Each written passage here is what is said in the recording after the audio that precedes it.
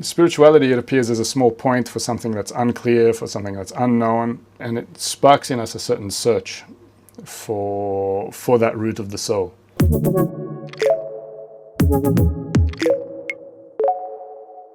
All these desires, as we know them, desires for food, sex, family, these are our corporeal desires in this world.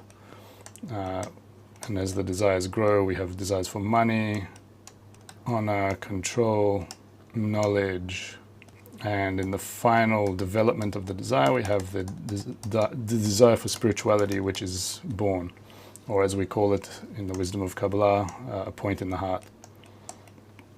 So, first we have to understand that all of our development, the development of an individual and the development of humanity in general, it's a process of going through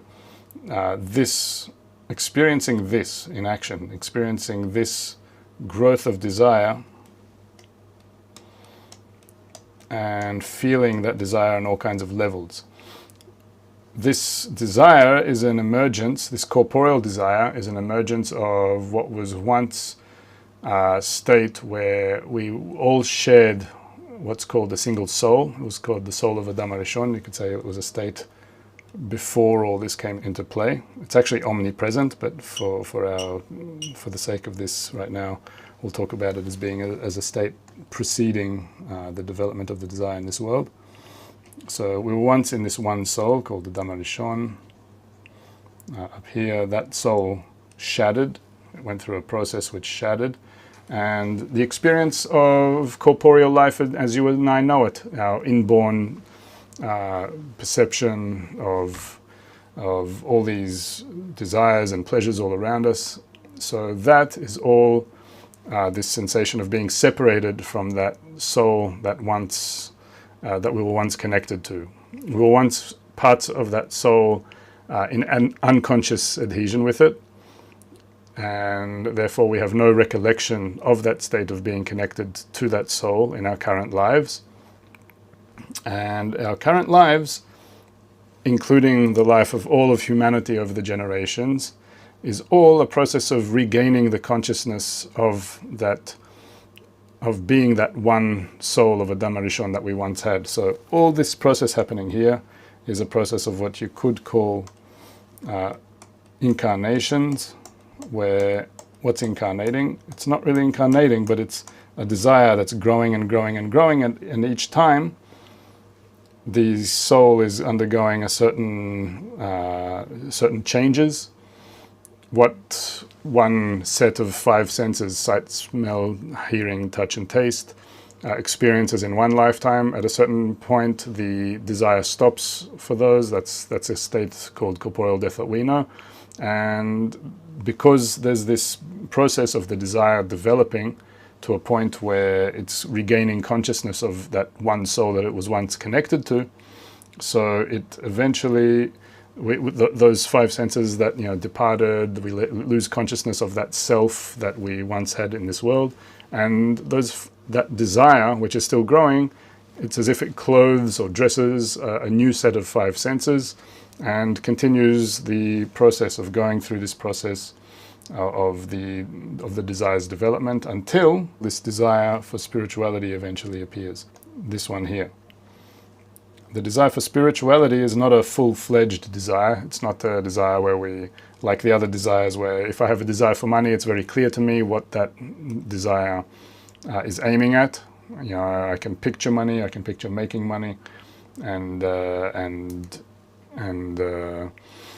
what it means to achieve it, and same with all these corporeal desires: food, sex, family, money, honor, control, knowledge. So spirituality, it appears as a small point for something that's unclear, for something that's unknown, and it sparks in us a certain search for that root of the soul.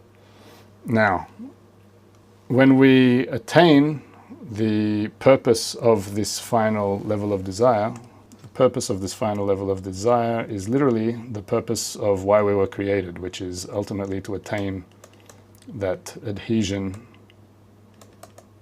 as part of that one soul, or you could say adhesion with the Creator. So when we undergo the process of developing this sense, this point in the heart to be a full sense that perceives this soul, you could say up here. What I'm drawing up here is the exact same as what was initially there.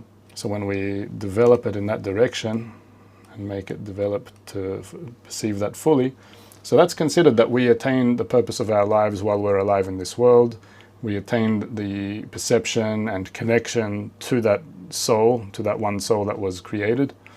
And when we do so, then we attain the purpose of our lives. In other words, what the wisdom of Kabbalah says is that the goal here is for us to eventually attain the full perception of everything that there is to perceive in the universe, everything that was made for us to perceive in the universe while we're alive in this world. Until then, we're in a process of this desire constantly growing and growing and growing until that desire grows to a point when we're ready to embark on that process. The wisdom of Kabbalah is a method that was made specifically for guiding that process, and it's there for anyone who wants to pursue that process in an active manner.